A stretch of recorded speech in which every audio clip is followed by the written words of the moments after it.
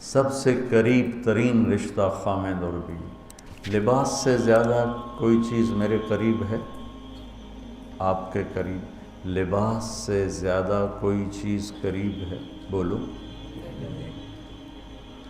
تو اللہ تعالیٰ کہہ رہا ہے کہ میری بیوی میرا لباس ہے، اور میری بیوی سے کہہ رہا ہے کہ تیرا خامند تیرا لباس۔ تو میں سے مراد سب شادی شدہ، جتنے شادی شدہ لوگ ہیں، تو میں بھی کون ہے شادی شدہ طلبہ میں؟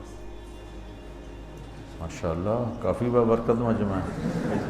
ہاں اچھا، تو اللہ تم سے کہہ رہا ہے تمہاری بیوی تمہارا لباس ہے۔ سب سے قریب شادی کے بعد قریب ترین رشتہ لفظ لباس بتا رہا ہے بیوی ہے، قریب ترین رشتہ بیوی ہے، اور جو قریب ترین ہوتا ہے وہ پہلے ہوتا ہے، اس کا حق پہلے آ جاتا ہے، قریب ہو گیا۔ اور کل میں نے کہا تھا کہ لباس اور میرے درمیان کوئی چیز حائل نہیں ہے۔ اس سے میں نے وہ ایک حدیث کو اس کے ساتھ جوڑا تھا جو آپ نے حضرت فاطمہ رضی اللہ تعالیٰ عنہ سے فرمایا تھا کہ جسے میں پسند کروں اسے تو پسند نہیں کرے۔ تو چپ کر کے واپس چلی گئیں اور اپنی اور بیگمات رسول سے فرمایا کہ بھائی آپ جانو اور آپ کا مسئلہ، میں اب اس میں نہیں پڑتی۔ تو یہ رشتہ سب سے قریب ہو جاتا ہے، اس سے قریب اور کوئی رشتہ نہیں ہے۔ جب یہ سب سے زیادہ قریب ہے تو اس کے حقوق بھی سب سے پہلے ہوں گے، اس کا حق بھی سب سے پہلے ہوگا، اس کا خیال بھی سب سے پہلے ہوگا۔ ہمارا جوائنٹ فیملی سسٹم ہے، میں کوئی بچیوں کو ساس سسر کے خلاف نہیں بھڑکا رہا، جو سسرال میں زیادتی ہو رہی ہے میں اس کے ازالہ کی کوشش کر رہا ہوں۔ آنے والی بچی اپنے ماں باپ کو چھوڑ کر آئی ہے، اب وہ اپنے خامند کے ماں باپ کو اپنا ماں باپ بنا لے تو اس کی سعادت ہے، اور بچے کے ماں باپ نے اپنی بیٹیوں کو آگے روانہ کر دیا ہے، وہ اس آنے والی بہو کو اپنی بیٹی بنا لیں تو کتنا خوبصورت ہو جائے گا یہ نظام۔ لیکن تربیت بھی نہیں ہے اور سیرت بھی سامنے نہیں ہے۔ مجھے حدیث یاد آ گئی، میرے نبی نے فرمایا یہ جو میرے انصار مدینہ ہیں، سنو بڑی عجیب حدیث ہے، یہ جو میرے انصار مدینہ ہیں یہ اتنے اچھے ہیں، ان کے گھر کسی کی بیٹی جب شادی ہو کے آتی ہے تو اسے یہ احساس ہی نہیں ہوتا میں سسرال میں ہوں یا ماں باپ کے پاس ہوں۔ یہ میں چاہتا ہوں، یہ میری تشریح میں کوئی کمی زیادتی ہو جاتی ہوگی، کوئی سائڈ زیادہ بیان ہو جاتی ہے، کوئی کم ہو جاتی ہے، لیکن میں یہ چاہتا ہوں۔ یہ حدیث مجھے اللہ نے ابھی یاد دلوائی ہے، حیات الصحابہ میں ہے، جلد اول میں ہے، کہ آپ نے فرمایا کہ یہ جو میرے انصار، میں دوبارہ کہہ رہا ہوں، یہ جو میرے انصار مدینہ ہیں یہ اتنے قابل تعریف ہیں کہ ان کے گھر جب کسی کی ڈولی اترتی ہے تو اس آنے والی بچی کو یہ احساس نہیں ہوتا کہ میں اپنے گھر میں ہوں یا سسرال کے گھر میں۔ میرے عزیزو، کم از کم تم جو میری اولاد ہو، تم میری روحانی اولاد ہو، تم تو میری بات کو آگے چلاؤ کہ تم اپنے گھر کو، اپنی بیوی کو اس طرح رکھو، اپنے ماں باپ کو بھی اس پہ تیار کرو، اپنی بہنوں کو اس پہ تیار کرو۔ ایک رخ تنقید دی، اے کر دی بھائی، اے کر دی بھائی، یہ سارا یہ میرا ماحول ہے۔ پتہ اٹھیندی کے میں، باندھی کے میں، ٹردی کے میں، یہاں تک یہ ساری کہاں سنی بات ہے۔ تو بچے کے ماں باپ کہیں ہماری بیٹیوں کی تو شادی ہو گئی، اللہ نے ہمیں بیٹی دے دی ہے، اب ہم اس کو بیٹی بنا کے رکھیں گے، اور آنے والی کہے کہ میرے ماں باپ کو تو میں نے چھوڑ دیا، اب میرے خامند کے ماں باپ میرے ماں باپ ہیں، میں نے ان کے پاؤں دھو کے پینے ہیں، تو خود اپنی خوشی سے سارے گھر کی خدمت کرے، کون روکتا ہے؟ لیکن جو ہمارا ایک جابرانہ ماحول ہے، اس نے اس رشتے کو توڑ کے رکھ دیا ہے۔ یہ جو آنے والی لڑکی ہے اس کے ذمہ ہے نسل تیار کرنا، نسل۔ میری بہو سے میری نسل چلے گی، اور میں اسی پر جوتا اٹھا کے کھڑا ہوں۔ کتنی بڑی زیادتی۔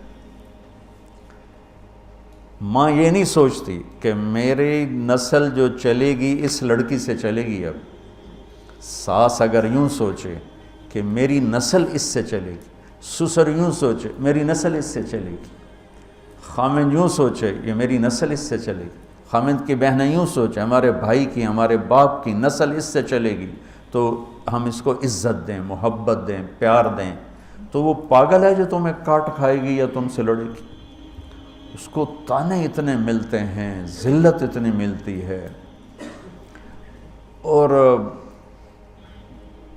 میں نے جیسے کہا لباس سب سے قریب ہے، تو اس کے بعد بیوی کا حق سب سے پہلے آ جاتا ہے۔ ماں باپ کی طرف سے زیادتی آئے تو تمہارے ذمے ہے اپنی بیوی کو بچاؤ، اللہ کے واسطے اپنی بیویوں کی حفاظت کرو۔ ہاں تمہاری بیوی کی طرف سے زیادتی آئے تو اللہ کے واسطے ماں باپ کی حفاظت کرو۔ تو اس کا مطلب یہ نہیں کہ تم ڈنڈا اٹھا لو، اپنے اخلاق ایسے بناؤ، سپرنگ بن جاؤ، سپرنگ جو فریشر سے کو قبول کر کے دب کر کے نیچے چلا جاتا ہے، نیچے جانے میں جڑ جانے کا نظام چھپا ہوا ہے کہ جھک جاؤ۔ ماں باپ ناراض ہو ان کے پاؤں پکڑ لو، بیوی ناراض ہو اس کے پاؤں پکڑ لو۔ ذلت میں عزت چھپی ہوئی ہے، ساری زندگی کا تجربہ بتا رہا ہوں۔ ذلت اللہ کی رضا کے لیے ذلت اٹھانے میں عزت چھپی ہوئی ہے۔ ہن لباس لکم، کتنا ہی مجھے غصہ چڑھا ہو میں اپنے کپڑے پھاڑوں گا۔ مجھے غصہ آ گیا، میں نے اپنے کرتے پھاڑنے میں کسی یہ پاگل تو کرے گا، سمجھدار دوئے دا کرتا پاڑے گا، اپنا نہیں پاڑے گا۔ اب مجھے بیوی پہ غصہ چڑھ گیا تو میرا لباس ہے، اس کو تار تار کر دوں، گالیاں دوں، تھپڑ ماروں، تو ایسا ہی جیسے میں اپنے کرتے کو پھاڑ رہا اور اپنے کرتے کو تار تار کر رہا۔ بیوی کو غصہ چڑھے تو وہ اپنے کپڑے پھاڑتی ہے۔ کپڑوں کے لیے کتنے حفاظتی نظام ہیں، الماریاں بنی ہوئی ہیں اور ہینگر بنے ہوئے ہیں، کریز خراب نہ ہو۔ میں جب پڑھتا تھا نا لاہور، تو اسکول میں یا کالج کا میں سب سے خوش لباس لڑکا کہلاتا تھا، کہ میں اپنی اسکول سے آ کر نا، اب ہاسٹل میں کوئی استریاں تو ہیں نہیں، نہ ہی کوئی نوکر، تو اپنی پتلون کو ایسے ہاتھوں سے استری کرنا اور کر کے پھر تہ لگانا، پھر سرانے کے نیچے رکھنا، پھر اس کے اوپر سونا تاکہ خود بخود استری ہو جائے اور کریز ٹھیک ہو جائے، اور رات کو بالوں کے اوپر رومال باندھنا تاکہ بالوں کی سیٹنگ خراب نہ ہو جائے۔ کیونکہ میں نے بال بنوائے تھے وحید مراد کٹ بال، 2 فلم سٹاروں کا ہیئر کٹ چلا، ایک دلیپ کمار کا، ایک وحید مراد کا۔ تو عام جو تھے نا بال کاٹنے والے، وہ 8 آنے لے کے بال کاٹ دیتے تھے۔ وحید مراد کٹ کے لیے 5 روپے لگتے تھے۔ 5 روپے اس زمانے میں بہت بڑی دولت تھی، جب ڈالر 1 روپے کا تھا۔ $5 کتنے ہو گئے ہیں جی؟ 500 سے اوپر ہے۔ تو یوں سمجھو کہ وہ 5 روپے دے کر وحید مراد کٹ بنتا تھا، تو پھر میں وہ اوپر رومال باندھتا تھا کہ سوتے ہوئے میرے بالوں کا ہیئر سٹائل خراب نہ ہو جائے۔ ایک چھوٹا سا بچہ ہے لیکن اپنے لباس کو کیسے حفاظت کر رہا ہے، کریز ٹھیک کر رہا ہے، سرانے کے نیچے رکھ رہا ہے اور اس کو صاف ستھرا رکھ رہا ہے۔ ہم کھاتے ہوئے کیا کرتے ہیں، آگے اگر کپڑے نئے پہنے ہوں تو آستینے چڑھا لیتے ہیں کہ کہیں کوئی شوربہ کچھ سالن ادھر نہ لگ جائے، ادھر نہ لگ جائے۔ میں جب بھی بیٹھتا ہوں تو میری بیوی کہتی ہے آستینے چڑھاؤ، آستینے چڑھاؤ، لگ نہ جائے۔ اور آگے ہم کیا کرتے ہیں، تولیہ رکھتے ہیں، نیپکن رکھتے ہیں، رومال رکھتے ہیں۔ بڑے بڑے ہوٹلوں میں جاؤ تو پہلے وہ ساتھ رکھا ہوتا ہے کہ کوئی کھانے کا ذرہ گرے، سالن کا کوئی قطرہ گرے تو آپ کے کپڑے خراب نہ ہوں۔ ہم کیچڑ میں جا رہے ہوں تو ہم اپنے پاؤں گندے کر لیتے ہیں، کپڑے گندے نہیں ہونے دیتے۔ اپنے شلوار اوپر کر لیتے ہیں، پتلون اوپر کر لیتے ہیں، پاجامہ اوپر کر لیتے ہیں۔ تو جب کہیں سے کوئی آنے لگے ایسی ناگواریاں تو اپنے اوپر لے لو، بیوی پہ نہ آنے دو۔ ہم کپڑا بچاتے ہیں یا پاؤں بچاتے ہیں؟ کپڑا بچاتے ہیں، شلوار اوپر ٹانگ لیتے ہیں، کرتے کو یوں سمیٹ لیتے ہیں. تو جتنا کیچڑ ہے حالات کا، واقعات کا، اخلاق کا، وہ کیچڑ اپنے اوپر لے لو، بیوی کو بچا لو. اور بیوی کیا کرے؟ وہ جتنا کیچڑ ہے حالات کا، واقعات کا، ناگواریوں کا، اپنے اوپر لے لے، خامد کو بچا لے. لباس کا اور کیا کام ہے؟ یواری سواتکم، یہ تمہارے عیب چھپاتا ہے. تو میرا کام کیا ہے؟ میں بیوی کی کمیاں چھپاؤں، ڈھنڈورا نہ پیٹوں. بیوی کا کام کیا ہے؟ خامد کی کمیاں چھپائے، ڈھنڈورا نہ پیٹے.